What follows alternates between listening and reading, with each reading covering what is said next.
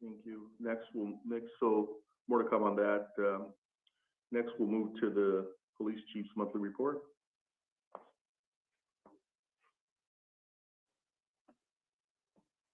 All right. I'll go through this as quick as I can to answer any questions. As you read through the chief's report, we add as much information as we can for the public to be as transparent as we can with our activity and some of the calls for service, including use of force in some other areas. I'll begin with the reduction in violence and gang activity. The reorganization here, as we try to pan out from the pandemic, we see a 20% drop in violent crime, which is good for our community, our city, our quality of life. We worry about the next cycle of summer, the next cycle of gang violence, maybe this summer. And so prevention and intervention should be everyone's priority. We are early enough where we could use nonprofits and people in our community to try to help decrease the gang shootings, which would decrease any chances of officer-involved shootings, seizure of guns, and street violence associated with gang activity. And so it's very important for us. This past weekend, as you all know, we had a 13-year-old that was in possession of a handgun and a no-bail warrant. Fortunately, it turned out safe for everybody. And these are the type of incidents that worry all of us. We are currently conducting intervention with the family and the young man. And we're hoping for the best for him as we move forward with this incident. But we should all care deeply about not having others like this when we have somebody at that age carrying a weapon. It's just terrible for us in the community. We need a gang intervention citywide specialist at some point, I think, down the road, as much as we need a homeless czar maybe to try to figure out a lot of the prevention intervention. But the more we could do to deal with our social health educational issues that cause these challenges that we have in our community, a better chance for us to stop using police for many of these services and turn to nonprofits. So they go to the next portion. It's about professional development and our ongoing efforts on education and training for all our officers. We have contracted with Dr. Ed Armstrong. He's a former Pasadena police officer, he's a psychologist, who will provide implicit bias and cultural awareness in one of the most difficult areas of policing. And that is the immersive training on weapon, use of force, de-escalation, and communication skills. It's a place where you don't usually see the application, but we're going to try to dig a little bit deeper on the science and do something that's different. It's a very unique approach, but I believe it can improve the outcome in critical incidents, and I hope it becomes a national model in the years to come as we develop and evolve through this. Our 2021 community policing plan, I have Lieutenant Aguilar in the room, and I thank him for his efforts, but part of our reorganization was a broader and bigger commitment to community policing, which was hampered by the pandemic. And so we are back involved in broadening out our efforts. We are using many of our young officers in our newly reorganized community relations section to meet our neighbors, our youth, park visitors, and on Zoom as needed. So we're continuing with that plan. The community policing is not a project. It's not something we do. It is something that has to become part of our culture and what we do each and every day to fix the problems that we have. So again, the culture is changing, but it needs more time for this to take off over the next 12 months. I believe it will really become of our organizational culture we have. Lastly, our homeless initiative in the neighborhood services section. I have Commander Jason Clausen here, who leads that group, and I appreciate all the work that they're doing. We currently have Spectrum at the police station. They're doing a ride along with our Hope team, our Port team, and our nonprofits to see what we are doing differently here in this city when it comes to homeless. We have 400 more homeless related calls this year than we did last year, but it's actually a milestone. Last year, we began to train our officers to classify all homeless related calls, and we've conducted special coding so we could track these calls more carefully, and something we've never done in the years past. So I'm looking forward to what this might produce. Later this year, we will see a continued decline in homeless calls, as we're already seeing a decline in the chronic problems and the problem locations we see throughout our community as it relates to homeless crime trends. So again, we're looking forward to this being a model in the time to come. So we do more prevention and less policing as it comes to homeless. And that ends my chief's report. I could answer any questions from the data or information on the report itself. Thank you, Chief. Questions, Mr. Kennedy?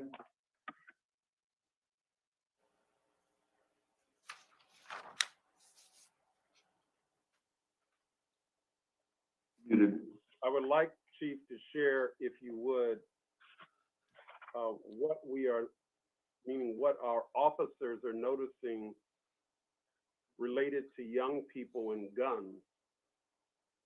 This is alarming, maybe not to our skilled and trained and seasoned police officers, but I've been around Pasadena for a long time. It would be rare that we'd have a 13-year-old, if I've got this right, running from the police and being apprehended, and our police officers learn that the young person has a loaded weapon.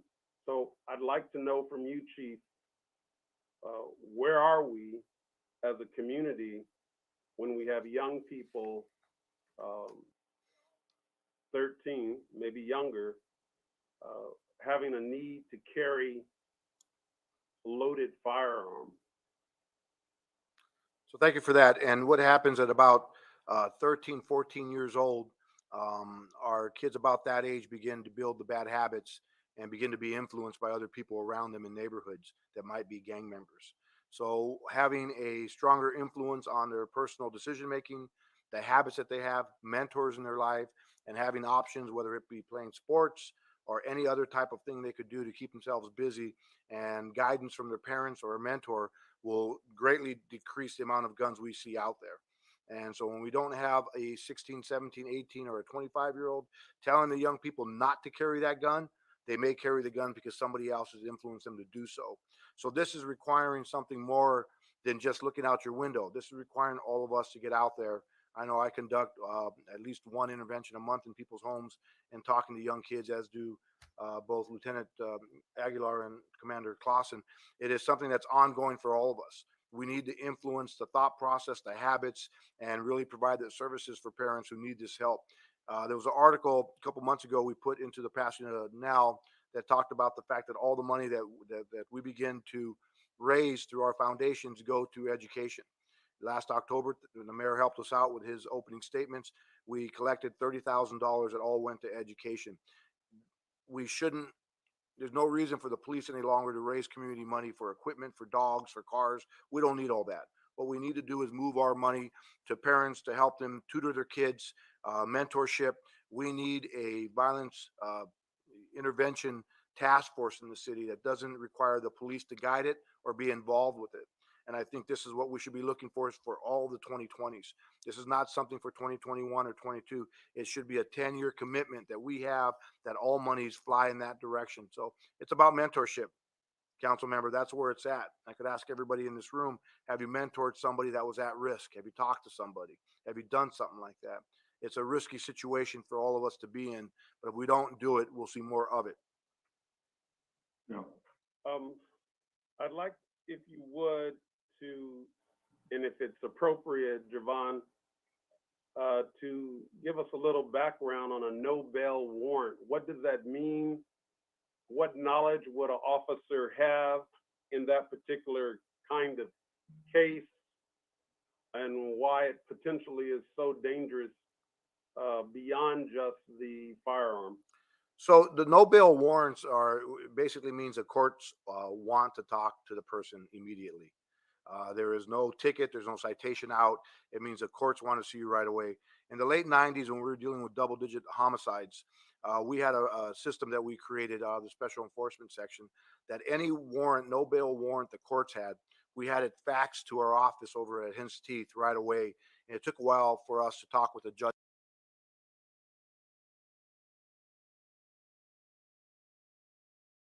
to get this going. But as soon as we got a no bail warrant, we went out looking for the young person. The sooner we're able to arrest them and bring them to the courts, the quicker we could get services and resolution. Anybody in our society that has warrants or is wanted by the law, I worry for them because their decision making has changed. They no longer are trying to find a job. They're trying to raise money, probably illegally, and whether it be drugs or robberies or any type of thefts, it's a problem for us. So the first situation we have, council member, is that a no bail warrant's issued. And as soon as we find out, it becomes problematic for everybody because that young person knows they're wanted by law and will do everything they can not to be apprehended. So somehow it's important to get them back into custody as soon as we can. And then are you absolutely sure in this case or some of the other juvenile cases that this is a pathway to gang initiation or getting involved with gangs, or are there other factors that are in fact not related to gang membership where we're seeing this type of activity? Not so much as young as 13, but you get into the age of 15, 16, 17.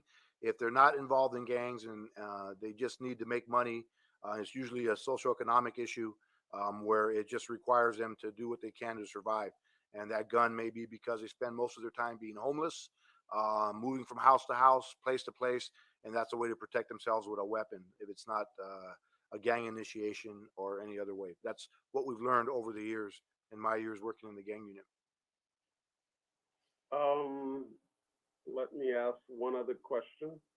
This question is for the city manager and city attorney. How does the Public Safety Committee address in an appropriate fashion that does not violate the rights of our officers discipline issues that may come to our attention? What is the process? What has been the process related? And to be more specific, if a matter was brought to the attention of any member of the council related to discipline, what is the role of the member of the city council or the mayor related to that in terms of addressing it in an appropriate fashion? Councilmember Kennedy, this is Javon. The charter doesn't provide a role for the council directly, but what I would suggest is if a council member does receive information from a resident and wishes to raise the issue, they could raise it perhaps with the chief or the lieutenant of the professional standards unit, which is internal affairs, which would investigate personnel matters. Administrative service under the city manager is sort of to and through the city manager. That would include the police chief as well as those who work for the police chief, including police officers. So if a council member were to receive that type of information, they should move it along to the department so it can get the treatment that it would need to be. My view is a little bit different, and it's born out of experience here in the city, and it's born out of experience in another policing agency a good distance from the city of Pasadena. We tread lightly if we go to a department head, and sometimes the city manager allows it. But more often than not, we would go directly to the city manager to bring the matter to the city manager's attention, and then it would be incumbent upon the city manager to, one, answer the question if he can to the elected, and then two, and not necessarily in that order, address the issue directly with the particular department head. And the police department and the fire department are unique entities, given that the state of California and state law provides greater protections for fire personnel and police personnel. Mr. Kennedy, I've given a lot of leeway. Where are we headed with this? This is Well, the police chief made a report. right, but not on discipline matters. I'm gonna seek to answer your question, Mayor. Okay.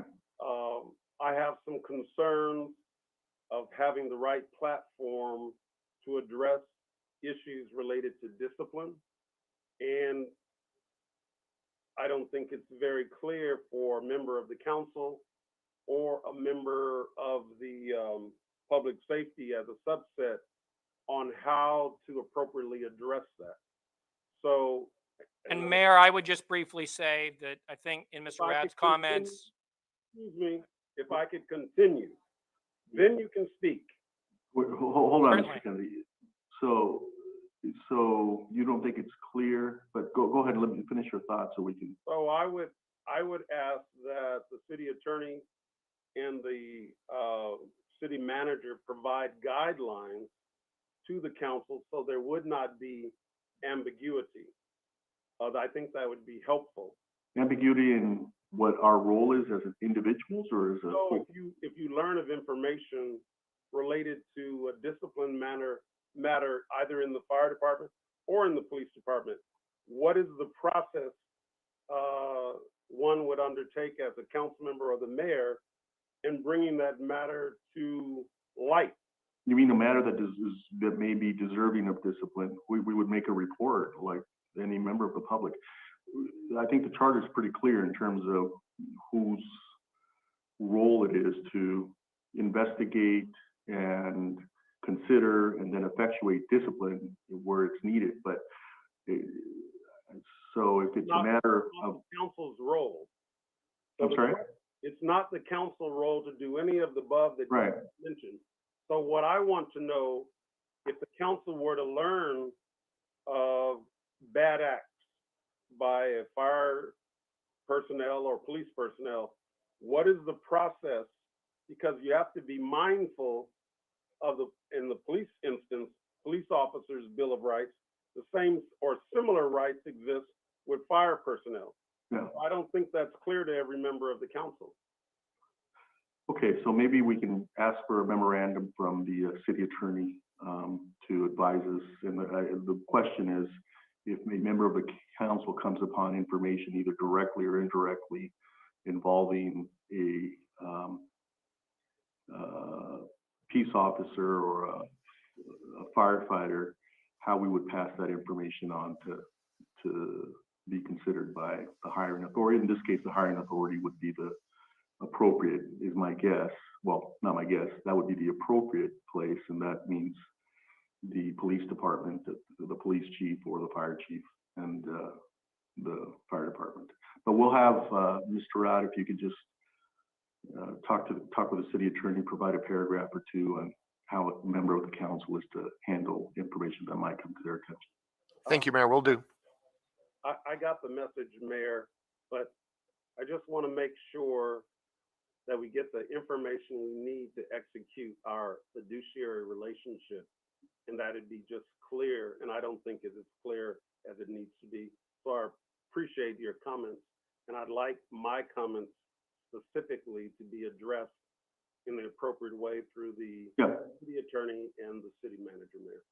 Why don't we ask the city attorney the city manager's office to consult with the city attorney. I think the appropriate way is through a city attorney memorandum. Then if there are other questions, we can follow up.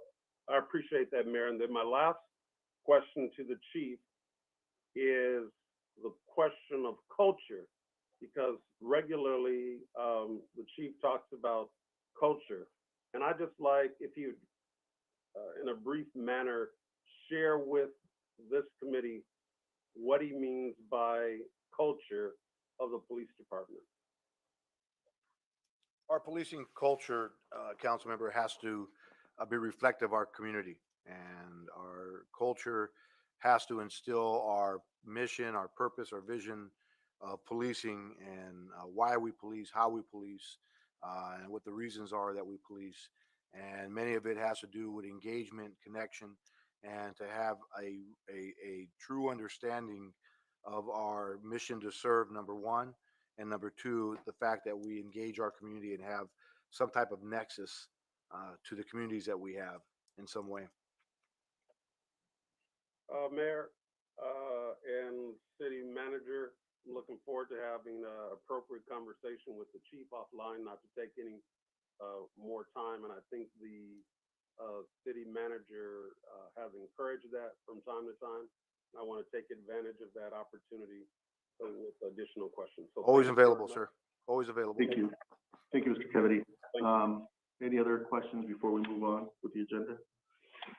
Just a couple quick questions or something that could come back to us as Councilmember Kennedy had mentioned some of the disciplinary actions. I recently read an article, I think it was like back in April, and I wanted to kind of ask the question then. It was on uh, somewhat of a website. I forget the name of the website. I'll try to find the article. I was trying to pull it up while Councilmember Kennedy was. I'll share it with the committee. But it was about in the state of Washington. There were over 200 cops that had credibility issues, and then I looked that up and I found out that there's like a law. And I was just wondering, do we have within our department, do we have any, and I don't need an answer for this today because I don't think you're going to be able to give me that answer today. Do we have officers that have credibility issues that are not officers that could testify on the stand working in Pasadena Police Department? And I think that's probably a disciplinary, it falls in the disciplinary questioning that Councilmember Kennedy was mentioning. And the law, isn't it called I think it may be called the Brady Law. It's a Brady list. I'm not all that familiar with that, but I was just reading that article and I thought it was very interesting. In Washington, they had this, and I was just wondering if we had officers like that in Pasadena, and if we do, I'm trying to understand, what the implications are, or what are they doing? Are they not interfacing with people? Do they not go to court? I'm just interested in a little bit of that background. Or did we terminate them? I don't know. So that would be helpful to know. Then I did want to mention that the chief hit on something that was really, really important when he talked about mentorship and really officers getting more involved in their community. And I think I have to applaud the efforts of hiring more local officers and people that have a connection to the community, because I think that is a culture shift that is inherently in these people that you have hired, right? So they're going to be more engaged in this community because they have a lot of vested interest in this community. And when they go to the market, they're going to run into people that they know. Family members, when they go to church, they're going to run into family members that may have asked questions, or, even when I hear from the chief sometimes, or even just officers sometimes, they say, well, people know who did this, but no one says anything. And I think it's important that we have people that are from this community that they trust, that they could feel like, oh, you know what, I could say this to this person because I feel comfortable saying that. And so I just want to say that, when hiring local, it's bigger than just hiring local, and hiring, it's more than that. It is actually changing a culture, and it's making a significant culture shift. So I have to applaud you on those efforts. One other thing I wanted to mention was when we're training officers and new officers, especially the newer officers, because I think some of them will get this, is have we looked at like trauma-informed trainings? I've sent over a couple of emails. We have a young man, well, actually not a young man, he's probably about the same age as me. I'm old now. Named K. Ron Valentine, who does these types of trainings all throughout USC. I mean, he's all over the United States doing this type of training, and he's fantastic. I mean, I'm not advocating for one individual, but I think that when our officers understand what people are going through on a day-to-day, it is a different reaction. As me as an individual, I'm not a trained officer or anything like that. I always think about what is another person going through, right? Even though I'm going through whatever I'm going through, but someone else could have never been said hi to, right? And I never got a smile, even with a mask on. I think you could tell when people are smiling through that. I've been able to train to see if people are smiling or not. What the reaction is to that. And I'm just hoping that our officers are getting that type of training as well, because that right there is a part of de-escalation. And because it's already disarming individual when you say hello, when you greet them with a smile and you treat them professionally. So also customer service training. That's another thing that I have noticed in some jurisdictions, and I think Pasadena officers do a really good job at this. In some cases, I have seen them interact with people, and it's been extremely professional.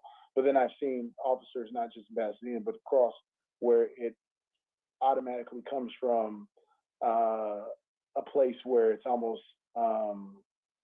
escalating a situation that could easily be de-escalated. So instead of de-escalating trade, I always think of it customer service training. I go to, since the pandemic has started, I've frequent at some Walmarts, right? And there's always an argument, and the Walmart staff is always extremely professional about it, like it's just, this is normal.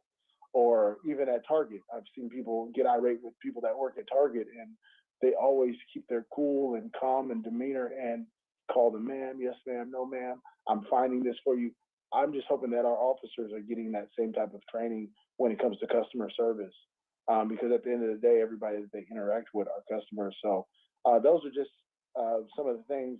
They're not need for a comment back, but I do once again want to commend the chief and the police department for hiring local, and those two types of trainings are definitely something I think our police department, if they're not already doing it, should be something that is mandated, especially for our newer officers, and something that is constantly updated for them to do, because I think it's really helpful. You know, as a business owner myself and having a residential store, I had all my people go through customer service training. I even went through it myself, and I personally found it to be helpful for me. So that was it. Yeah, Mr. Council Member, Yeah, really in less than 2 minutes, I could answer those questions. And I'll tell you that from a wellness perspective, we've created a wellness officer internally. If you know Domino Scott, and our approach is a little bit different in that it's not just about wellness internally. We just went through a department-wide presentation by Corporal Scott, and we found that we have a reduction in use of force, reduction in complaints by improving wellness internally, number one. Number two, we're also looking at ways that we could provide the same wellness into the community when it comes to traumatic events and other ways. So we are looking at that aspect right now. It was part of our reorganization, trying to do this without asking for more money and more resources, but we're getting there. We also redeveloped our peer support team in the same way to make sure the officers had ability to have wellness. And we moved from our EAP to more of a personal therapist approach that is making a difference already, I could tell you. But these are approaches. It takes a little bit more time. It's very unique. I didn't want wellness and trauma-informed programs to be a program. I want it to be part of the culture, and that's part of the culture change that we're seeing. It'll take more time, but we are getting there. Oh, Chief, thank you so much for that information. I think that is definitely a step in the right direction. Also, I just, just food for thought, for you or your predecessor, whoever comes in, also for the city manager. I think sometimes it's really good to hear or have training from your peers, but also it's really good to have training from people that aren't your peers, or, community members that are outside of the line of work that you're in, because they give you a different perspective. As much as I have the utmost respect for Domino Scott, she's fantastic. I think that you definitely picked the right officer for wellness, definitely. But I also think it's important that she's also brought on someone who's not a sworn professional, someone who's not worked in a police department, because the way you change culture is to literally change the culture. And sometimes, you have to look at other people that are doing something completely different to make that culture shift. So this is just food for thought, not a. Yes, sir. We brought them in. We do have non-police officers, non-employees coming in on contract, so it is there. Okay, cool. All right. Well, thank you, Chief. Thank you.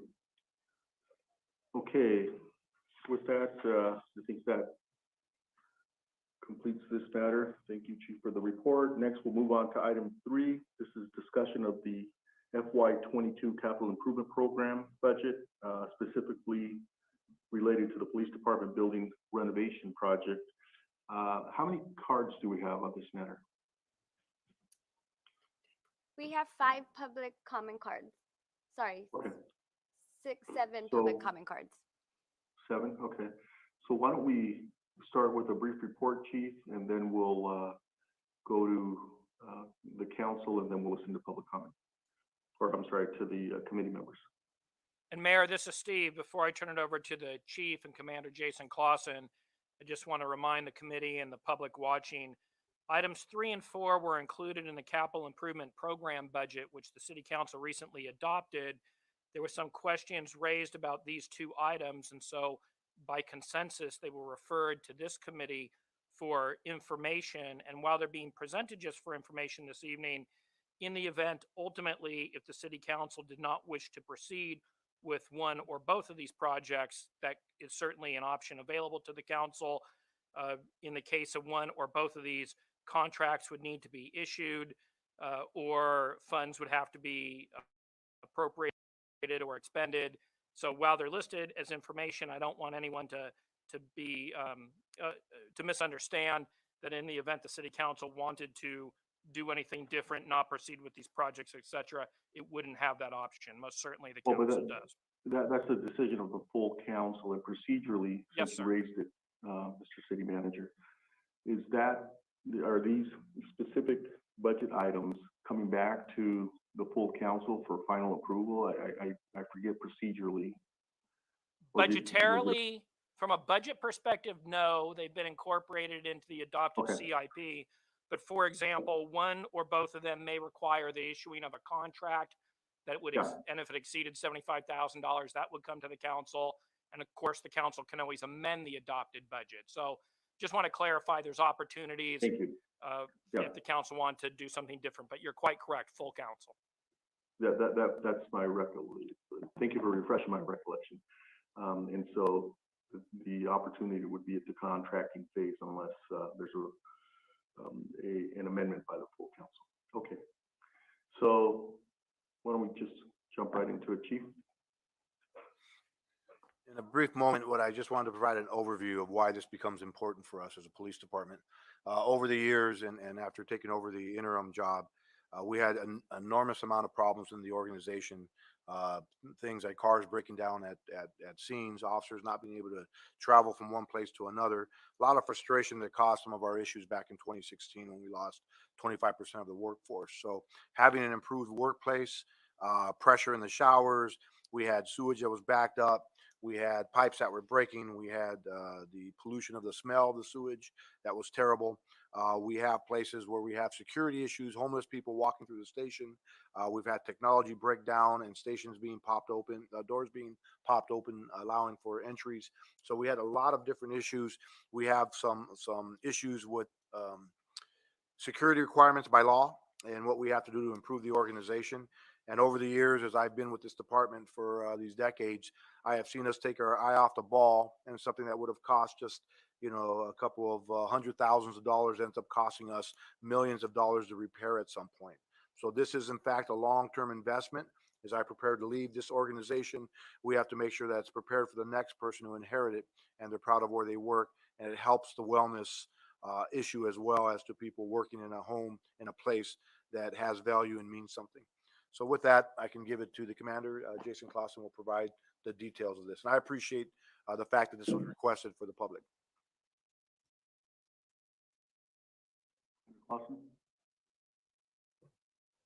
Good evening, ladies and gentlemen. My name is Jason Clausen. I'm a commander with the Pasadena Police Department. I'm here to give an overview of the police department building renovation. We plan over the next 3 years. There's an estimated cost of $3 million as a phased renovation of the interior of the building improvement. And this is going to help better service the community and the staff as well. The department is, the building itself is 30 years old. And with our remodel of our organization internally through personnel, we also see the need of reorganizing the actual workspaces. So this will be the first facility upgrade in 30 years. It standardizes safeguards for both patrons and employees, modernizes a workplace, creates an open floor plan, improves recruitment and retention, increases productivity and team collaboration, and accommodates the emergent need of technology. We need to create the future of the organization. We can't chase after it, like the chief mentioned. The original floor plan was built in the late 80s, but it no longer serves the current needs of our department or the community. The expansion of technology also needs to be reorganized because our systems are outdated and they need to be refurbished, such as phone, computer, cable systems, or internet-based servers. During this journey of looking at our needs assessment of the building remodel, we discovered that there was a property condition assessment that was conducted by Public Works in 2017 by an outside entity. And during that assessment, they saw the physical conditions, structural integrity, safety concerns, as well as electrical and mechanical deficiencies. This document is in possession of Public Works, but it also showed how things are dilapidated, such as flooring, windows, window treatment, security systems, and our elevator. Elevator is a really big contention right now. So one of the operational needs is to open our grand lobby, to keep it open for longer hours, and to ensure that there's a safe environment for both the public and the community. I know that Mr. Hampton's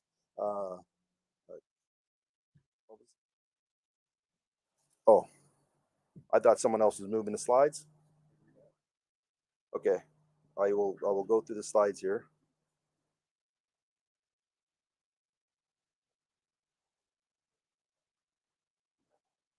Excuse me.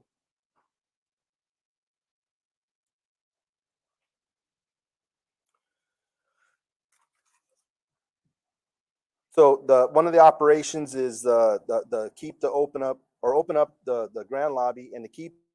We want to have a secure environment for the community and employees. I know that some of the comments that Mr. Hampton has made in the past is wanting the opening of the grand lobby so we can have people come in there. We have a lot of custody exchanges that occur in front of our station, and this gives a further alignment of safety with people who are in custody exchanges, and or there was some talk about people doing business deals or exchanging of items that they buy either on eBay or OfferUp, that they can come to a safe place, and we see how that can be utilized, that space to facilitate these needs. And one of the things we wanted to do is take our grand lobby where you walk into, we wanted to make that into our record section. Right now it's the community relations section, but we wanted to shift our records bureau over to the other side, so people will have access right to records in that grand lobby, have a nice waiting area so they can conduct their business at our building. This will allow for more people to enter the building, request services, but also allows for territorial reinforcement. Our elevators, like I mentioned, they were laid foundation in 1989. They are a motorized system versus the new up-to-date hydraulic systems that some buildings are being with, or most buildings are being with now. We've had several employees, to include members of our command staff, stuck in that elevator. One of our administrators was stuck for at least 2 hours one day. So that is in need of repair. There's been at least 10 incursions of people stuck in those elevators in recent years. We also need to meet the clean desk policy. And this was from a fraud risk assessment where the city came and audited our systems, and we saw that there was certain things that we didn't have desks to take things off the tabletop. We couldn't secure certain items. So we wanted to meet the mandates of the clean desk policy. One of the things we wanted to do also is remove all the carpet and go back down to concrete flooring, polish it up. We have a couple of those areas in our building right now, and it works well. It removes eliminates maintenance costs with carpet update, carpet cleaning, carpet repair. When you have the polished concrete, there's little to no maintenance other than sweeping and maybe putting a wax coating on top or sealing it. There's going to be no structural redesign or demolition changes to these building foundations. Any work may be concrete repair, floorboards, doors, electrical, millwork, countertops, plumbing, fire safety systems, and a kitchen installation. This remodel is also going to address information technology needs and cellular local network connections. An overview, the building of actual square footage of workspace is 17,770 square feet that we plan on renovating to include office furnishings, window treatment, ground flooring, paint, drywall, updated wiring, electrical engineering, ducting, plumbing, space conversions, and light constructions. We reached out and saw that, as a police department, we need some project management. And the city has a project management open. It's an open pool, on-call pool that Public Works contracts with. We were advised to reach out, and we did secure an on-call project management team. They conduct needs assessment, planning, and organization. They know all the laws of ADA requirements. They have an invaluable technical knowledge. They keep the project on time and within budget. They mitigate any problems that arise, save time for people to focus on their workload, and also displacement. That's one thing we didn't account for, but we know that we need. We reached out to KOA Corporation. This was in October of 2019.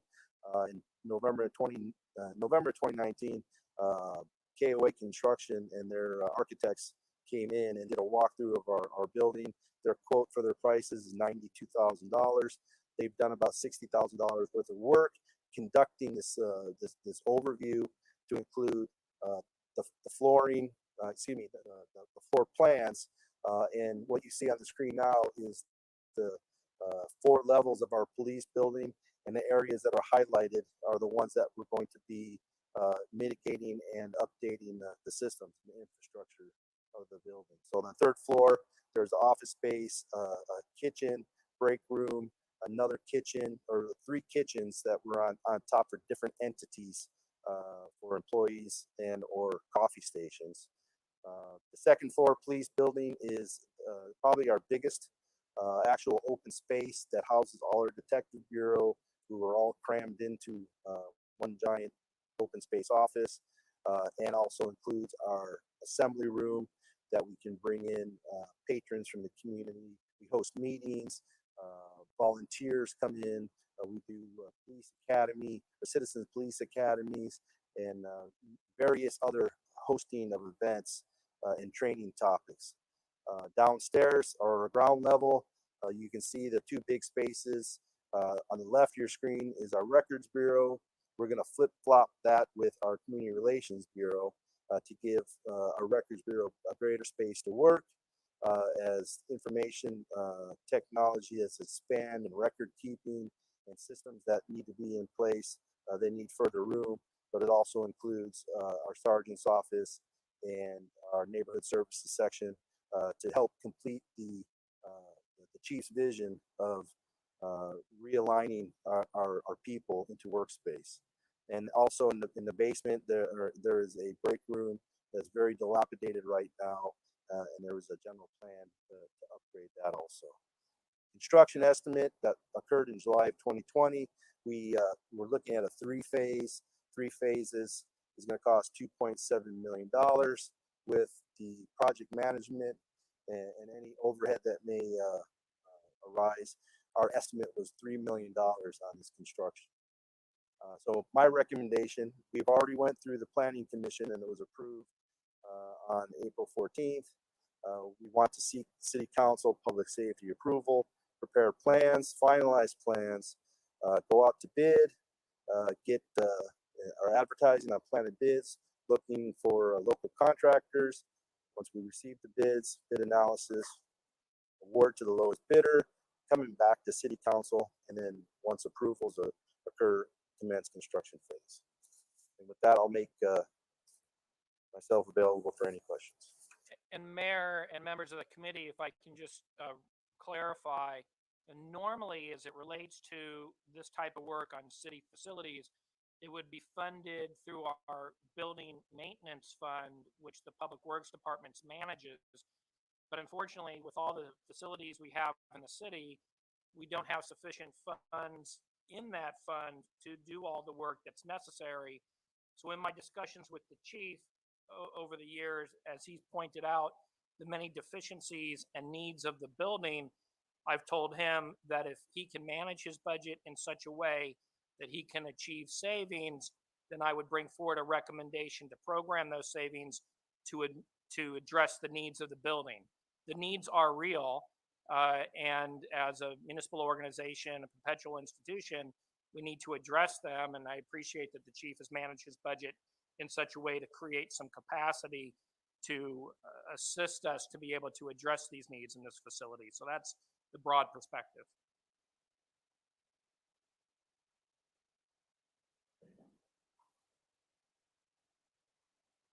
I'm wondering about the mobile community center. If we need to cover that before we move on. Well, and Mayor, we have one public comment on this item, and then we have about 6 public comments that touch on them both.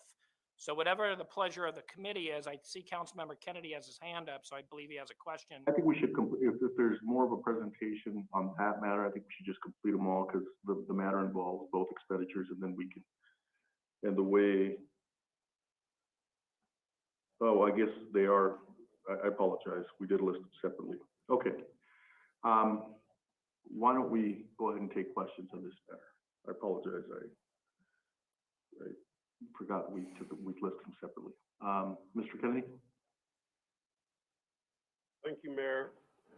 First of all, I'd just simply like to say that I want to applaud the city manager.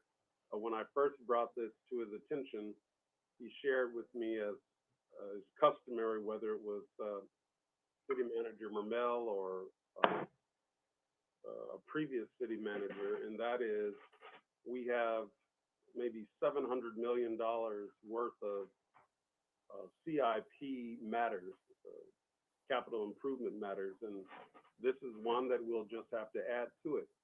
And that was not a sufficient response for me, even though it was possibly a very honest response. But I felt that we had invested so much money in our police department that we could not lose that investment, whether in similar fashion, our own homes require from time to time upgrades, innovation, etc. And it seemed that even at that time, which was 3 or 4 years ago, that the building itself was not only to the community. And so recently, Councilmember Hampton has raised some very serious questions as well related to the use of the facility itself. I happen to have a little bit of experience in this area as it relates to administrative services for a police department. I want to say that this is critically important in part for just simple morale, that women police officers would have adequate facilities for them that are segregated and clearly segregated and up to date. So with this renovation that is taking place, not in 1 year, not possibly in 18 months, but over a series of months, I think it's important for our community to keep that building, in fact, world class. I think staff has done as good a job as they possibly can do at this point in the process in sharing with the whole council and this committee what renovations updates will actually take place. They are critically needed if we are going to continue to have a world-class police department. So again, I want to thank the chief, thank the city manager for hearing not just me, but hearing us as a council. So can you tell us when definitively you believe, I know you have to let a contract, but when some of these critical renovations will take place? My belief is that once we get approvals, we can move forward and hopefully within 7 to 9 months, actually award the contract. And there's some that we have to set a priority list for, council member. Our elevator, we've had people stuck. We've had the entire command staff stuck in the elevators. And I worry about summertime and people up and down. The fire department has done some rescues over the year in the elevator. I've talked to the mechanic myself where it needs to change out the entire motors on each one of them. So these are things, you know, for 30 years, I've watched them build this station, and we didn't even have security doors on each floor of the building on the grand lobby. And it got to a point that our grand lobby was closed down for a decade. And I love our building and the openness. And so finally, I convinced the chief in 2019 to put the doors in there. And so we got that done. And the doors are a great security point that we put in. And so from that point, it just requires us to be committed to these projects, to stay centered on it, and believe there's a purpose behind each one. So we're getting there. Can you assure the Public Safety Committee that the necessary renovations will begin post haste, even bore the letting of any major contract with the vendor for those matters that do not require council's authority or approval? Yes, we're already moving on some of these projects, and the city manager could probably answer more, but the assistant city manager has been fantastic in holding us accountable, at the same time providing that we have the leeway to get these projects done. So we're ready to roll on a few of them. There's things that need to be done, and we have been waiting for a long, long, long time for these. So it will get done, sir. Steve, from your perspective, is there any direct correlation? And I look at the department as equipment, if you will, a necessity for being able to execute your job. Execute is probably not the right word, but do your job as a police officer, police personnel, even all the way down to cadets. Is there any correlation between that department and their ability to do their job? Absolutely. Being a former police cadet and making my way through the organization, I have worked close to 7 days a week for most of my 30-something years in that organization. And when things don't work and they're broken, people get frustrated. I've seen a time before we put the fiber optics into the internet system, we were behind, and people lost faith in the technology, and they stopped entering things that were very important for us to track. So, I'm a big Ted Lasso fan. If you see that show, you'll understand why the internal operations of an organization has a lot to do with performance on everything that we do and the wellness of it all. And so I've been very careful in following the city manager's guidance to make sure we do this right from a fiscal perspective. And I made a commitment to everyone not to increase our budget as we went forward with the reorganization. And this was part of it, not asking for more money and doing things with what we have, and also using asset forfeiture where we can. So we're getting it done, and we're getting it done right. Have a great staff for it. And just for the public, no activity that you're engaged in as it relates to the physical plant negatively impacts the quality of service to our. You confirmed that statement is accurate?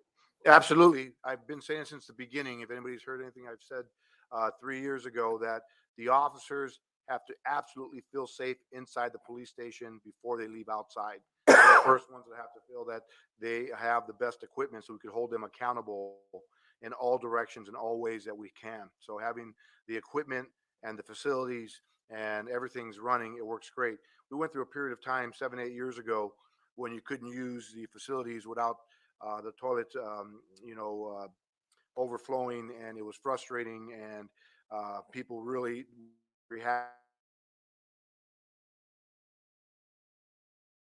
carpets, and a lot of things were happening. So we are not there anymore. We are doing these repairs. We just need a broader 3 to 4 year plan to make sure we're taken care of for the next 20, 25 years. Thank you. And then the last question is to the, thank you, Commander Clausen. Thank you, Chief Perez. Last question is to the city manager. Most of the council, if not all of the council, has toured other facilities. And at some point, particularly as it relates to fire, I think we need to revisit, not now, but revisit the issue of making sure that all of our fire stations are on the appropriate schedule to receive their upgrades as well. So that's not on the agenda for the day, Mayor, but at some point in that you would agendize an update for the Public Safety Committee, if not the council. Thank you you very much, Mayor. And, Thank and you to all that for- point, I would just briefly say we do have some current projects going on, but of course, the financial recession associated with COVID-19 forced us to back off of some of the other projects. Happy to have that further discussion at a later date. Thank you. Okay, and I would just clarify, Commander Clausen, that this matter has been approved. In my view, it's a matter of getting the work done and contracting where needed. And if there are contractual agreements that need to be approved, then they'll wind their way to the city council. Any other questions or comments? So are we taking 3 and 4 together, or are we, No. Oh, okay. Yeah, I want to say that, I think that this is a, worthy project. Opening up that lobby is part of, community efforts and becoming a community, based police station and police department. So I want to thank you for doing that. Also, I do want to make sure that it doesn't get lost. You know, I know that we're talking about just the construction as a whole. Maybe this is something that will come back to public safety. Is the lobby or something that people can go to if they feel, you know, that they just get out of the club or wherever they're at, or they feel just, you know, not safe in wanting to be able to go into a building, that there are doors that are always open for community members at 24 hours. The Pasadena Sheriff's Department, walk in that, the doors never lock. You know, Alhambra also has another sheriff's department. These are sheriff's departments. I didn't go into the Alhambra police department, but I just was interested in seeing if there are places. Oh, Burbank, great example. Burbank Police Department, they have a door that's open at 24 hours. So I just want to make sure that there's a door that's open. I know that we're talking about the lobby here, and these are construction things, and I'm supportive of that. I just want to make sure that there is a place that at any time of the hour, if an individual is feeling unsafe, that they're able to be able to go into the police department for whatever the reasonings are.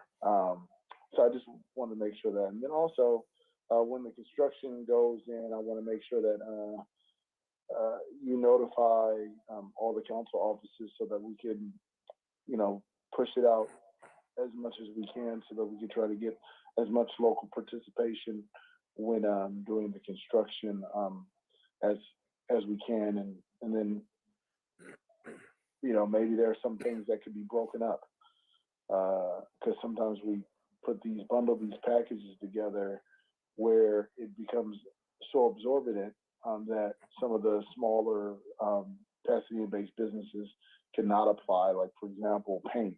I mean, do you need to have a bundle? Does that need to be bundled in? You know, some of the fine finishes may not necessarily need to be bundled in. I'm just speaking outside of the thinking right now, because there's an opportunity to get more local participation when you unbundle some of these items. Elevators, you know, you're probably not going to, actually, I don't know of any elevator companies in Pasadena, but we may not get anybody from Pasadena that does that elevator work. So that's understandable. And I hope that is a set aside piece of the bid and not all just, long story short, if we decouple some of these projects, we have opportunity to capture local participation. That's it. Thank you so much. There are no other questions, then Mr. Madison, did you have a question? Mayor, no, I'm supportive of this project. I think, you know, it's high time that we bring the physical plant up to, you know, the standards that we expect from the police department. So I'm fully supportive. Perhaps we could move to the cards. We have one speaker card on this matter. Great. Etta Jordan.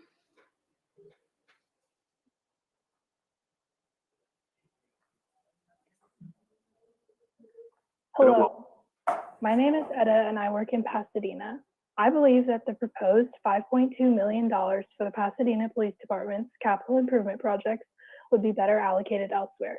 This money should be invested into the community in a way that benefits people, not just improves the police department building. The events of the past year have shown that investing more money into the police force does not address the root causes of violence. Policing does not prevent violence, and it ends up disproportionately putting people of color in more danger. Public safety requires addressing the root causes of violence, such as the lack of basic needs like food, shelter, and mental health support. If this money were reallocated toward providing essential needs, such as safe and affordable housing for all, crime and violence would decrease. It has been shown that affordable housing can offer individuals stability after being released from jail and can reduce recidivism rates. Affordable housing creates stability and strengthens community. The funds for the Pasadena Police Department's capital improvement projects should be reallocated and invested into the community. Pouring more money into policing will not solve the underlying problems of under-resourced communities. Thank you. Thank you, Ms. Jordan. Okay, I think that completes this matter. I don't think there are any more comment cards related to this matter specifically. Am I correct? So yes, we have 5 more public speaker comment cards that would like to speak on this item, item 3, along with item 4. So are we So holding together? together? Correct. Yeah, so Mayor, okay. it'd be my recommendation to hear item 4 and then Yeah. take the speaker's card, since a lot of the comments are similar to what you just heard. They're generalized Yeah. to both. Let's go ahead and take up item 4. Thank you, Mayor. With us is Lieutenant Aguilar, who's going to present on the need for a new mobile operations center. I've seen the nomenclature change a couple of times. I've seen mobile command center, mobile community center. I call it a mobile operations center because that's really what it would do, allow us to operate away from the police building. And obviously with COVID, or in the event of a natural disaster, or any number of things that can happen, we've identified needs in the past, and certainly needs will arise in the future, where we need the ability to operate remotely. I'll let Lieutenant Aguilar give you his presentation, and then the chief, the lieutenant, myself will be happy to answer questions. And really quick on that point as we begin, I do really appreciate the request to put this out for the community to understand what we're doing. Over the past year, we've almost had to vacate our dispatch center a couple of times with the pandemic. Last year was the worst season for wildfires. We're looking at a worse season this year. They say it's a matter of time before we have to go into a community to evacuate it, or as the power begins to go out more often, that we have a place to share with other departments in the city, regionally and within our city. I've been here long enough to be here when we had the Kinaloa fires, and then when we had the mudslides that winter with the rains. We were part of a team then that evacuated St. Luke's, if you remember that, bringing people down from the floors of the hospital and not having anywhere to go thereafter with the smoke. So I know the importance of this through the years of being here, but I'm hoping that we could get the support from the community as well as the council in trying to get this thing done. And I'll give it to Lieutenant Aguilar from here. Good afternoon, good evening, Mayor, Vice Mayor, Council Member, and City Manager. My name is Javier Aguilar. I'm a lieutenant with the Community Relations section. I'm here to present the Mobile Community Project. I will give a quick overview, and I will also talk about the technologies that will be in this community center project. So the Pasadena community has been impacted over time by a wide variety of incidents, from wildfires, earthquakes, mudslides, and various transportation-related accidents, crowd gatherings, civil unrest, bomb threats, shootings, and major crime scenes that require the deployment of multiple city resources. Even according to FEMA, LA County is ranked as the highest region for a natural disaster in the U.S. The police department and city departments have consistently met these challenges with thoughtful strategic planning and execution, while always striving towards the common goal, which is public safety. The MCC will provide a wide range of services that require a 24/7 readiness and response to critical incidents, public safety emergencies, and civil unrest. The best to engage and fulfill these obligations, and MCC will significantly enhance our planning and response with our best strategies for that incident. It will improve efficiency, precision, enabling personnel to move effectively, perform those critical functions, utilize a wide variety of relevant onboard technologies. Our current MCC is outdated and obsolete. It makes it difficult to operate and maintain as a safety resource. Newer technology will maximize efficiency, functionality, and officer safety. The new MCC can serve and support all city departments. The new MCC will also contain an actual dispatch center, which is extremely important for communication. During a police facility power, for example, or other situation that may require an evacuation of a building, the MCC can support the police operations for an extended period of time, if that were the case. Our current mobile community vehicle it's about 20 years old. It's unreliable, has a lot of maintenance issues. Repair parts are becoming more difficult to gather. It has no mobile technology, no dispatch equipment, no telephone equipment, no computers, and hopefully, and it's being projected to be repurposed as a city mobile library for the city of Pasadena. It has accumulated about approximately 6,278 generator hours, which is equivalent to 376,000 miles on that generator wear. Its engine is non-emission compliant by today's current environmental standards. Our community outreach will increase what is currently right now approximately 12 per month to about 20 to 24 per month with our new MCC.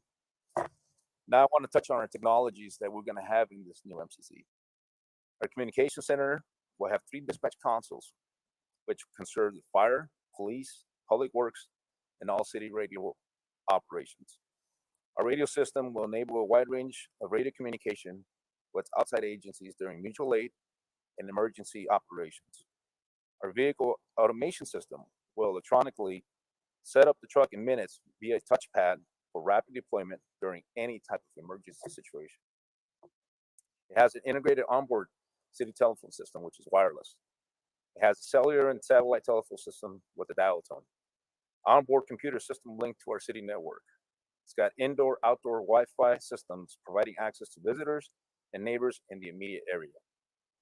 Satellite systems for backup emergency voice data communications in the event of a catastrophic failure. And it also has an electronic weather monitoring station. It's got a CCTV system for perimeter safety. This is very similar to what you have in your backup cameras for just any type of vehicle. It's not any type of high def. It's just for the security of this MCC. We'll also have DirecTV receivers for live emergency updates. And it's got a BioSafe disinfection interior light system, which provides disinfection of bacteria of nearby surfaces. And it will be also equipped with a video downlink system, which will be able to transmit real-time video of large city events, natural disasters, extreme traffic conditions from the helicopter directly to the MCC truck. How would this assist us?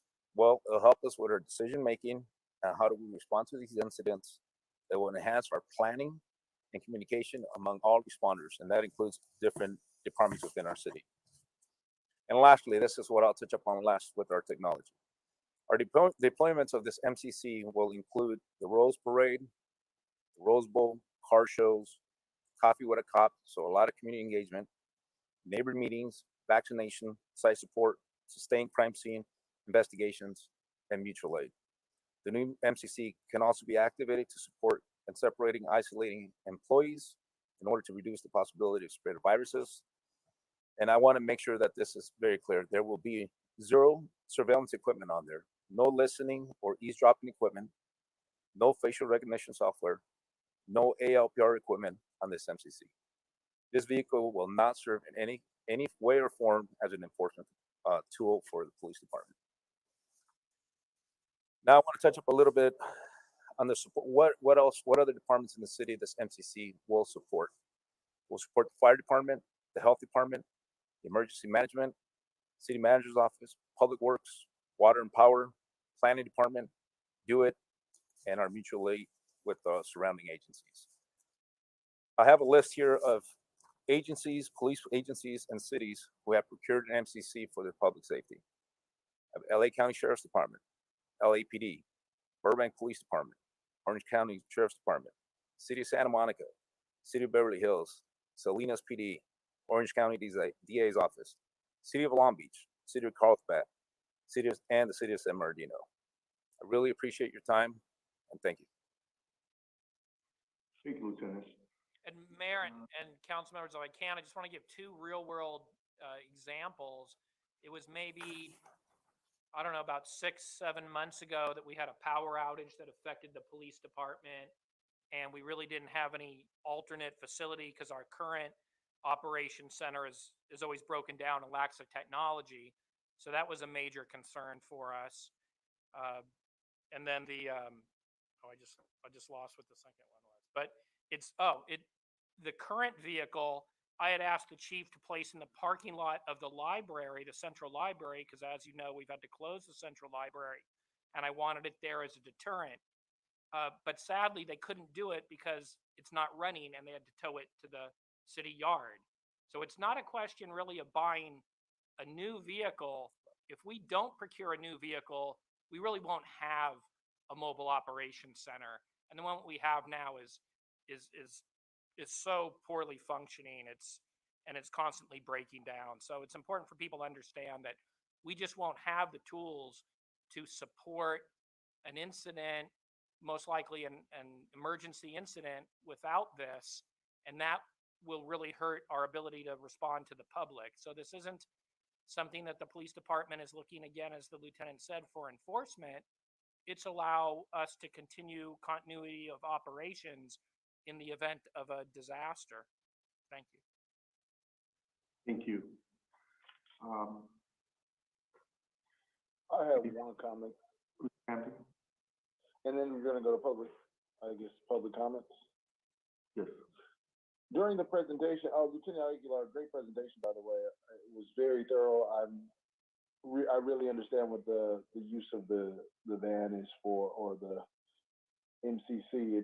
It stands for, what does that stand for again? Community. Oh, sir, it's the Mobile Community Center. Mobile Community Center. Thank you. I was trying to figure out MCC. Got it. So during the presentation, you mentioned, and then also the city manager had talked about, the lack of the mobile community center right now and how it's not functioning. You mentioned it as a mobile library. Well, how would that work if it doesn't work now? So and if it has a lot of problems, why would we waste money on? This is a question to the city manager. Oh. Sorry, Lieutenant Aguilar. Thank you, Councilmember Hampton.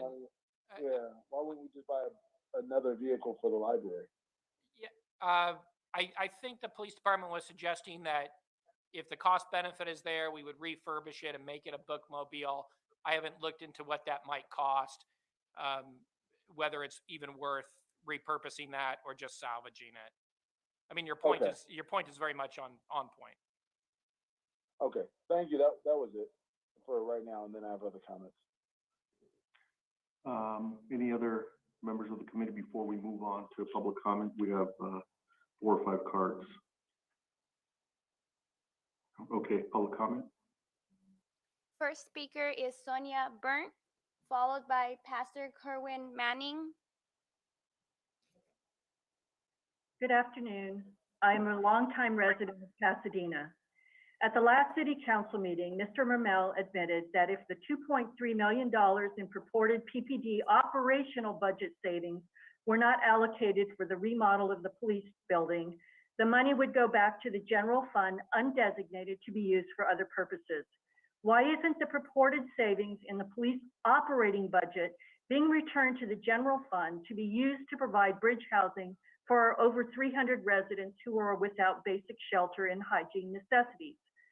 The city council said the PPD and city manager would have to come before this committee to provide a detailed explanation of the expenditures for the police building and the trucks. According to Mr. Mermel at the last city council meeting, the building is inadequate, but it, quote, won't affect police services, unquote. As for opening up the first floor lobby, Mayor Gordo said, quote, residents should have access to the police department and the lobby is the front door, unquote. What about a front door for our nearly 300 residents who sleep on the street every night? Shouldn't they have access to shelter and basic necessities of life? I've heard today that the remodel is important to officer morale. What about the morale of all of our unsheltered persons who have nothing?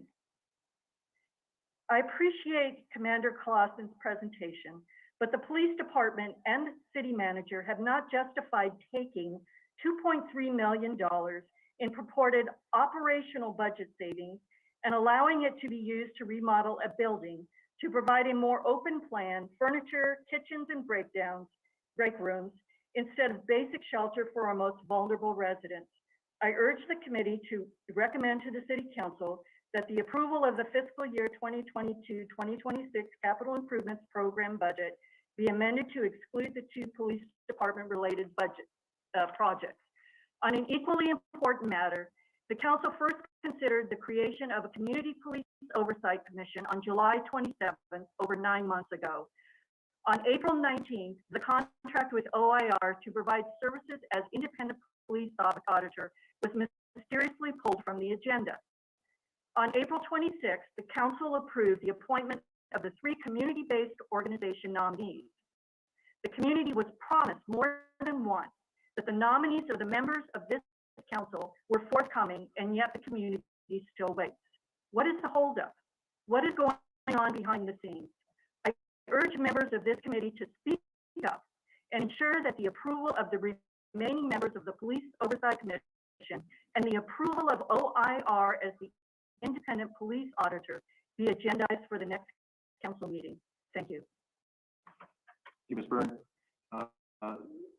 With regard to the appointment, just quickly, the appointment of the individual members, we're agendizing that for, I believe, the first meeting in June in order to decouple it from the OIR. So, I'm sorry, from the Inspector General position.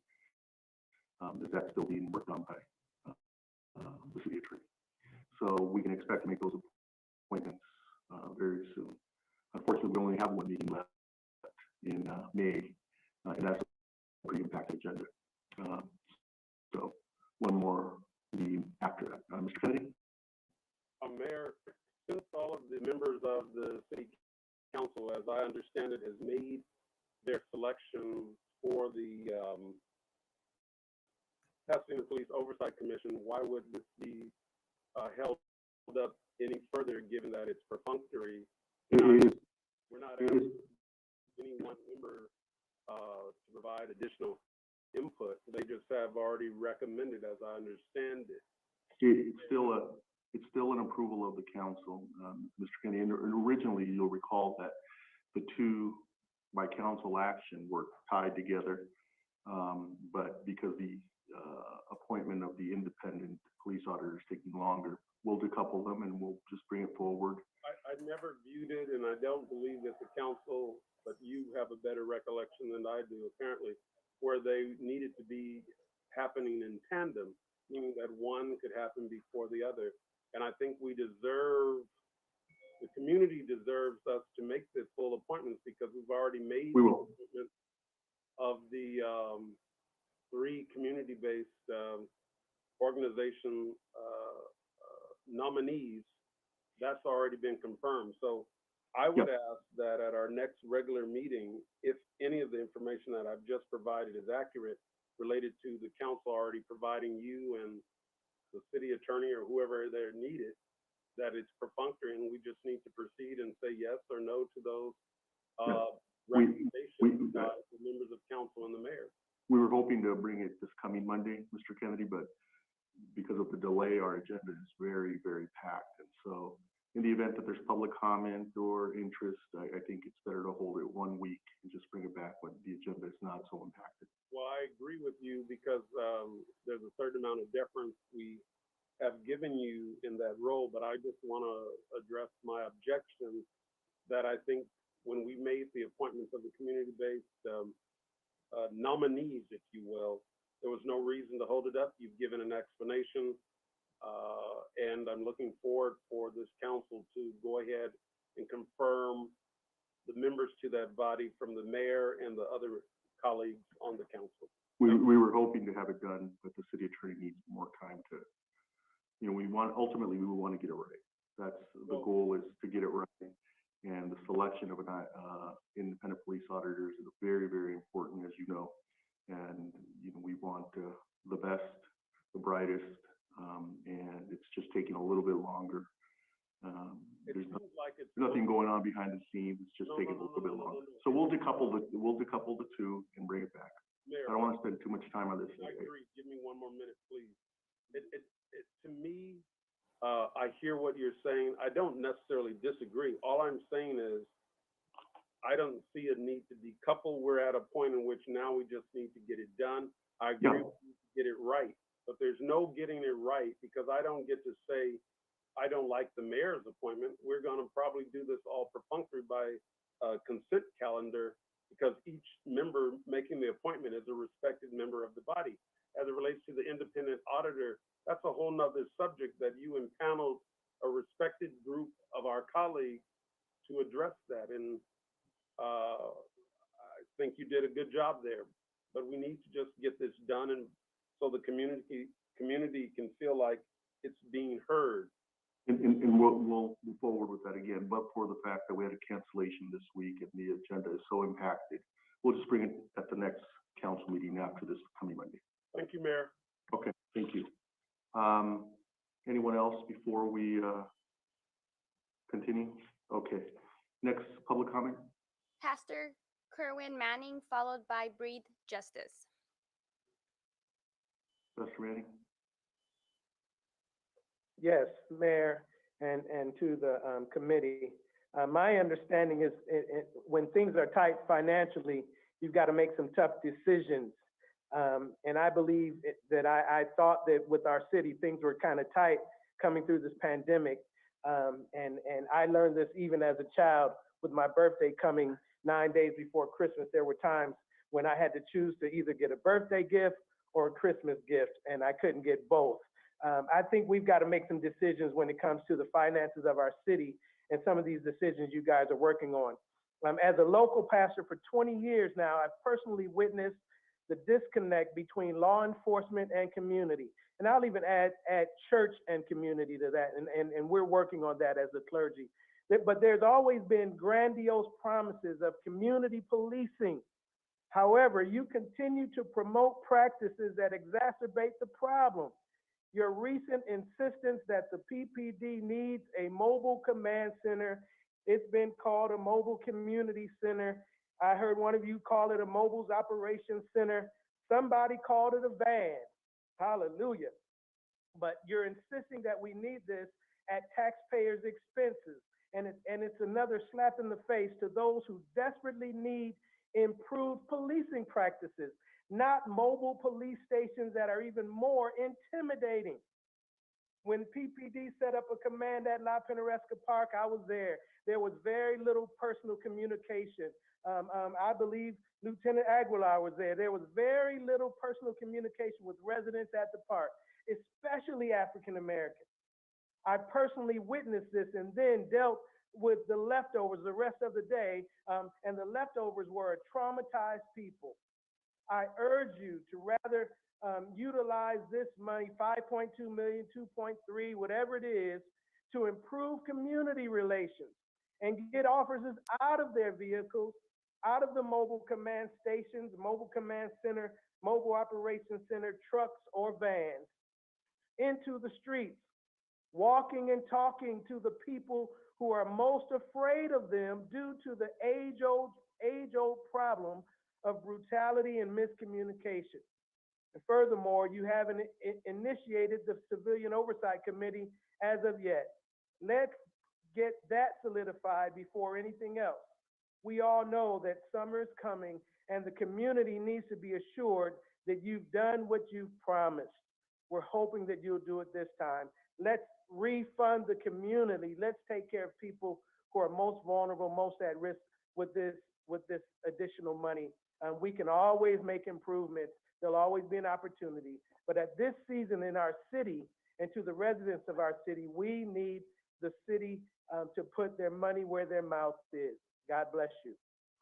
Thank you, Pastor Manning. Next, coming. Breathe Justice, followed by Heavenly Hughes. Good afternoon. Good afternoon, Ms. Justice. Welcome. Community trust is key here, and truth, transparency, and accountability are the only ways to gain that trust. Thank you, Mr. Hampton and Mr. Kennedy, for supporting this. That's the reason we have these presentations today. Our membership represents a variety of Pasadena community members, many marginalized in our society. We continue to have concerns regarding the proposed $5.2 million police capital improvement project. First, the police department continues to tout an approximately $2.3 million in operating budget savings, but from our perspective, has not described in depth how they managed to save this money. Did they intentionally overestimate funding needs?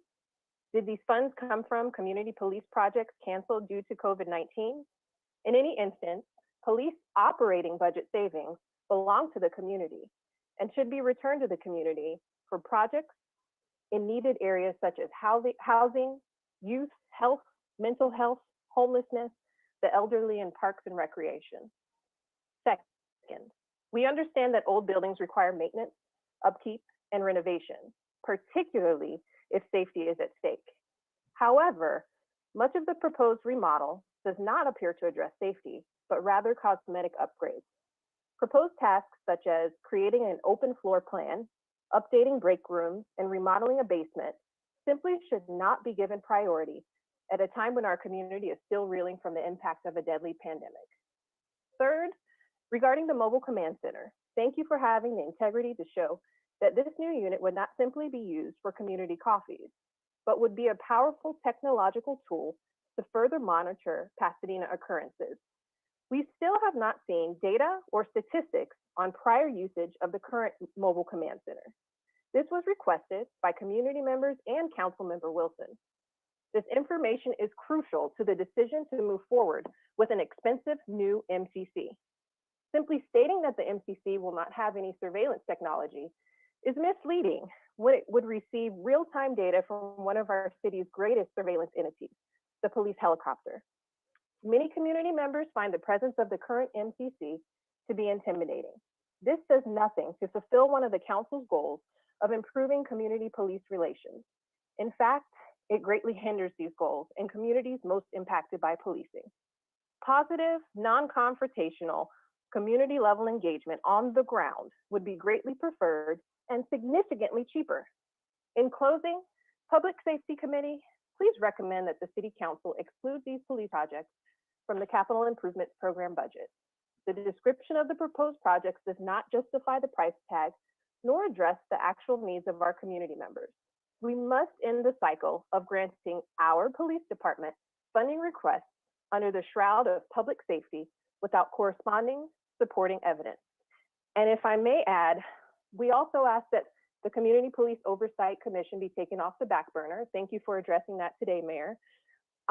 Furthermore, we request that OIR be hired as our independent auditor since they have experience working with police oversight commissions, were unanimously recommended, and are well-versed in Pasadena policing issues. They also appear to be independent from our city government. Please let the people of Pasadena, not unions or self-interest, get the best representation on the Community Police Oversight Commission. Thank you all for your time. Thank you. Our Next, next public speaker is Jasmine Richards Abdullah. Jasmine, welcome. Hey, thank you for having me.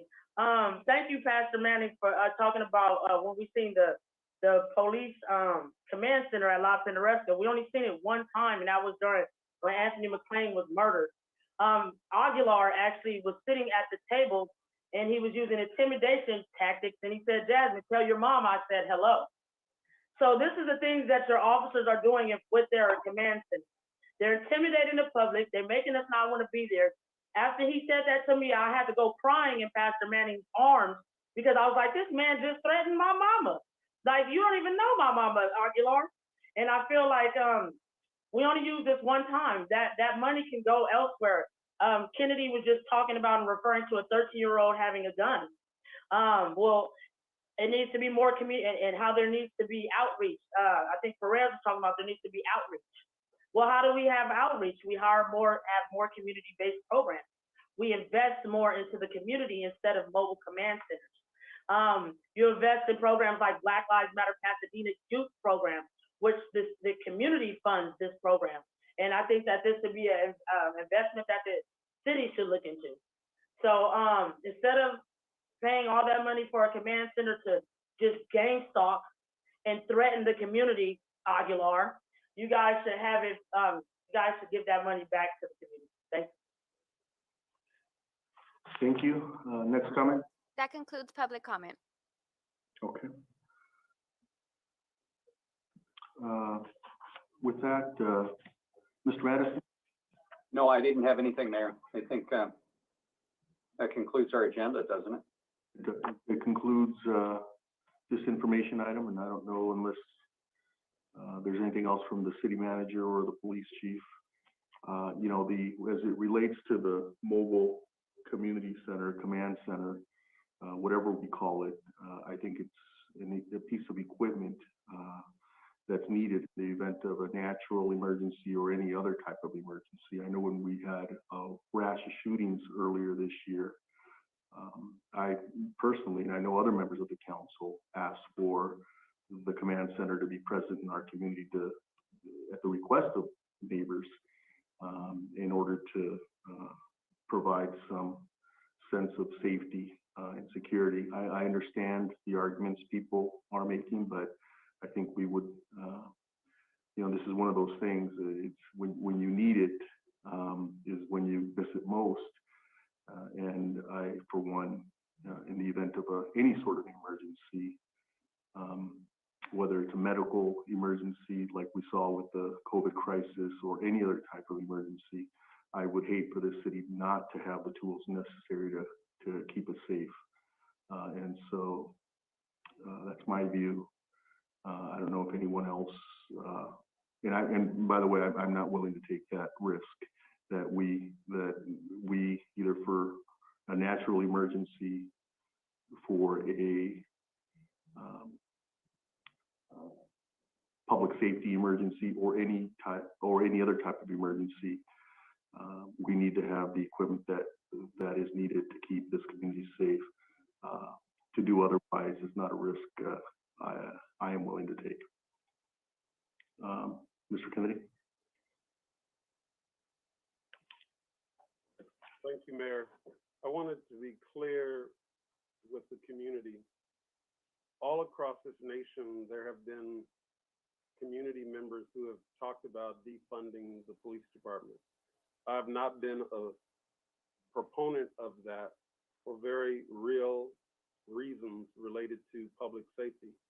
However, for the record, at City Council and at Public Safety, I've asked for some reallocation of police dollars to programs that would do what some police activities are said to do, and that is reduce the likelihood of young people getting involved with a negative behavior. I think our city, our police department, interact with the Pasadena Unified School District in a very positive way, in a way that isn't heavily police enforcement, but is more of a relationship that several members of the council, including Councilmember Hampton, has applauded and has requested that our police officers get out of their cars and actually engage the community with a respect and a smile. So to the extent, City Manager, that we have a way in which to do more of that in terms of community interaction with our police officers. And I think we have a history of doing that, Police Chief Perez. The greater our community would be, and the fact that you are hiring locals in the last 2 or 3 rounds, this council, this committee has seen the fact that you've made that commitment. I think it's important. I want the folks to have spoken about somewhat what I would call reallocation. It's appropriate discussion to figure out where there's non-policing, non-enforcement roles that build a community. And Brenda Harvey Williams, of course, and other department heads need to be involved in such a discussion.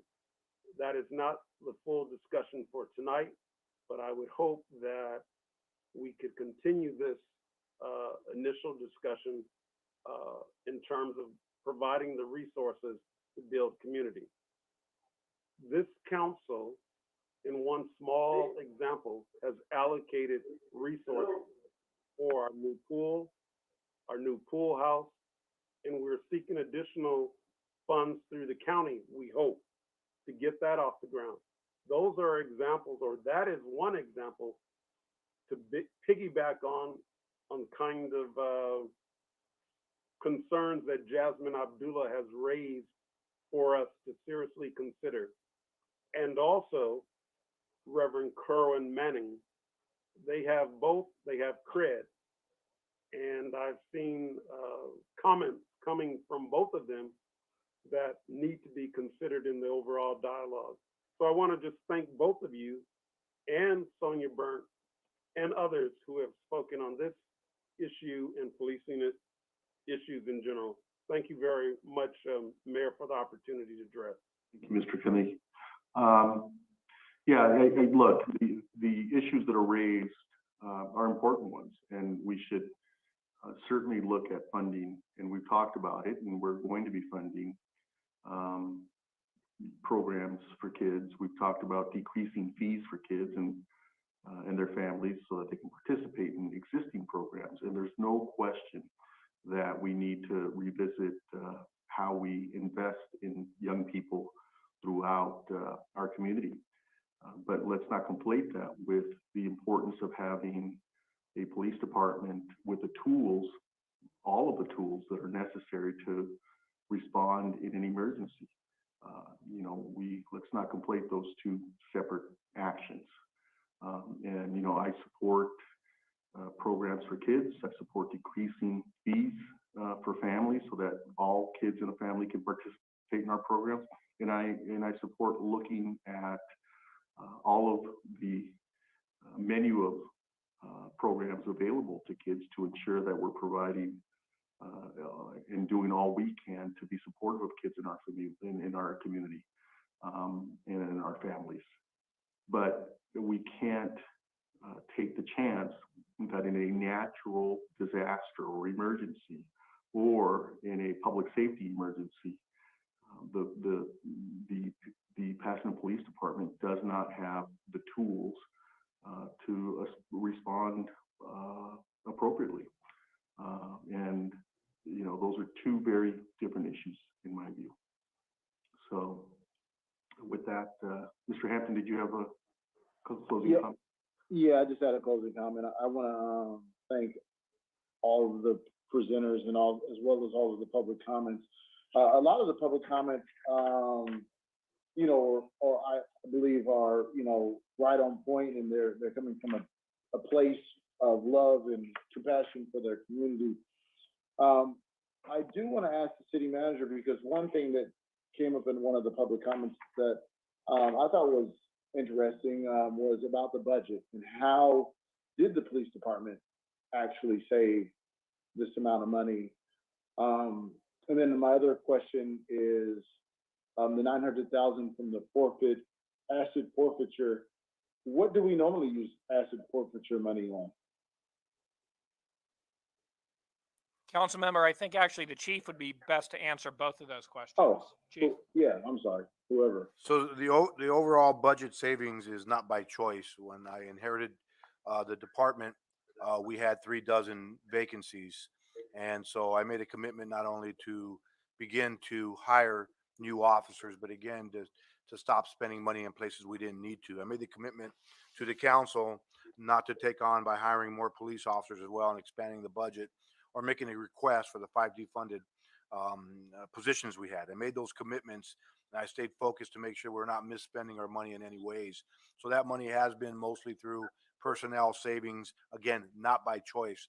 I would rather be at 0 vacancies and being able to hire personnel than to be short 10, 15, 20 officers as we hire for a lot of overtime events in the fall for concerts games, the parade, the UCLA season, and it puts a lot of strain on our officers.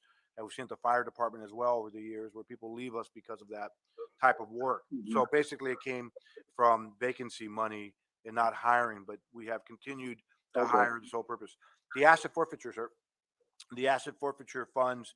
I also made a commitment to reorganize our narcotics unit and special investigations. And we do not seize money from people at the ground level who are selling drugs or involved in criminal activity. That is not what we do. And I'll fight for anybody who's lost their money or their cars or their homes on those type of level. However, we are focused on international terrorism. We are focused on cartels. We are focused in those areas because it matters to Pasadena as we hold global events. And being in those areas where I worked in my prior years, the intel reports come to me. I talk to people locally at the federal agency partners. I know more probably than most people. So we are focused on large scale organized crime.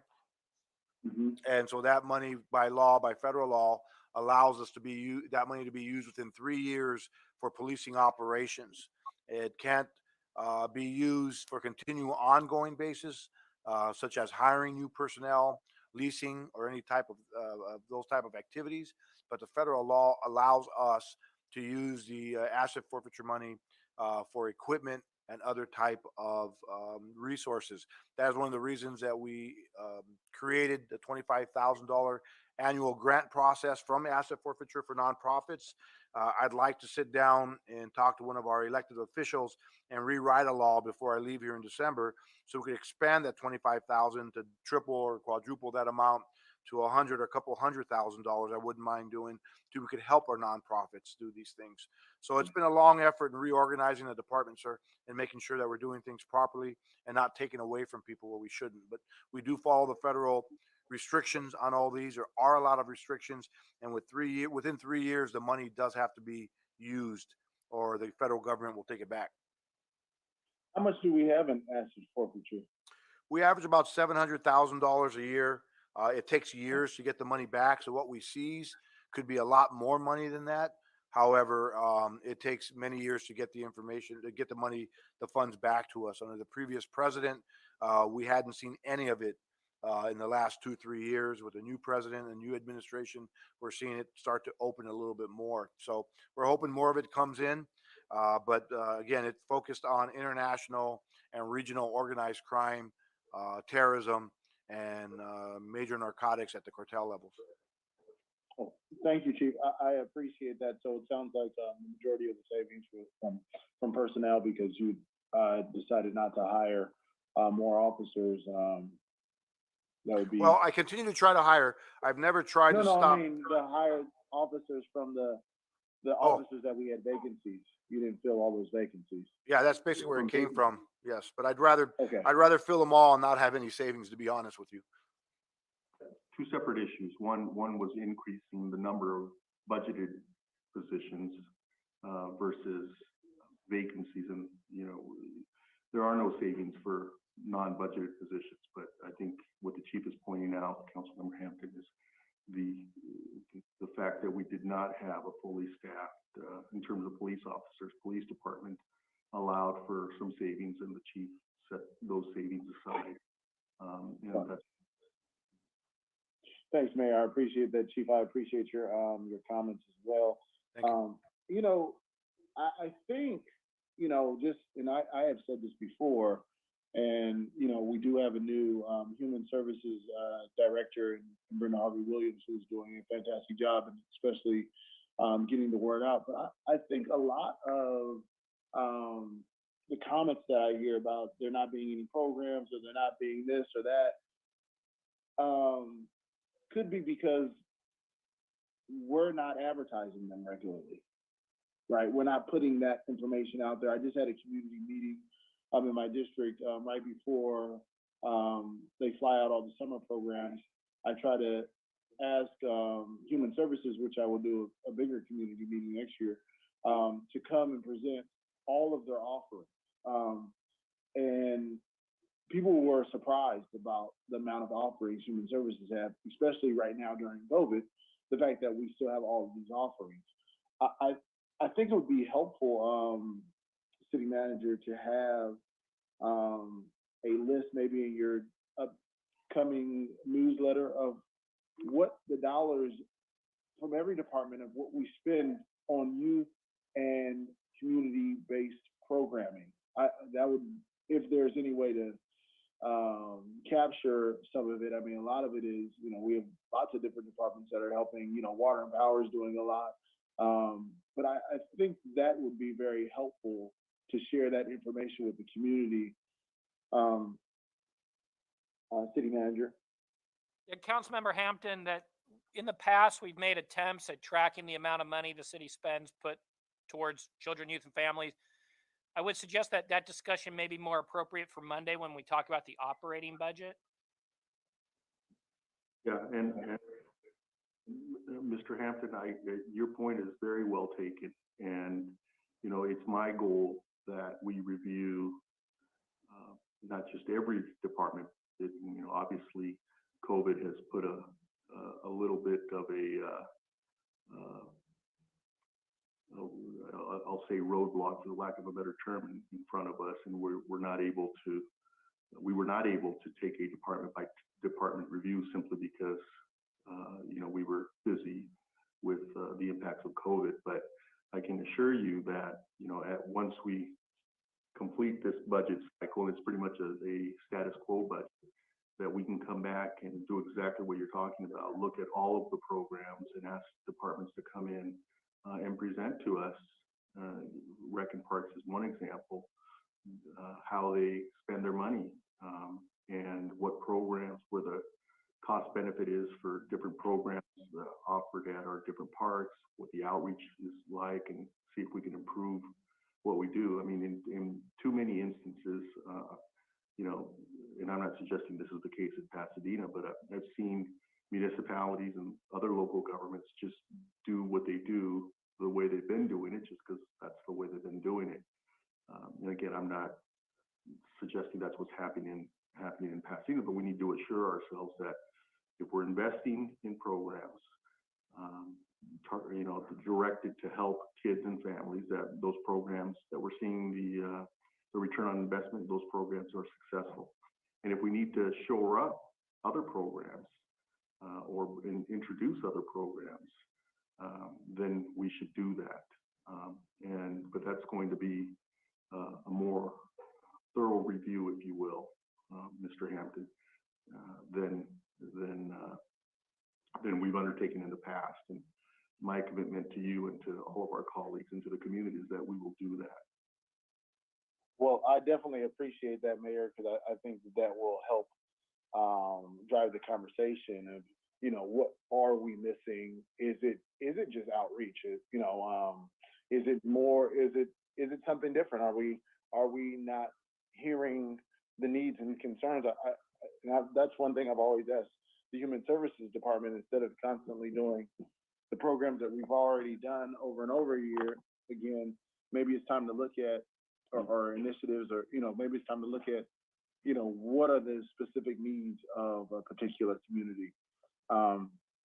So thank you, Mayor, for saying, committing to that. I really do appreciate it. I think that's going to help alleviate some of the conversations that we are having, and then we can focus the conversation on those programs. It's a conversation we should have, by the way, with our nonprofits, together with our nonprofits and the school district, because the city doesn't have the resources alone, and so we need to find synergies where we can and coordinate again with the nonprofits in the school district. We do a great job of signing letters of support for, and I've raised this over the years, signing letters of support for nonprofits, but then we never see any accountability in terms of how those dollars that were expended in Pasadena at this council and this city's urging, what sort of return on investment we've received. And so I think it's a very involved discussion, but I know it's important to you and to other members of the council, and frankly, it's important for all the reasons Chief Perez mentioned. We need to do things differently, and it's important that we take stock of how we do things.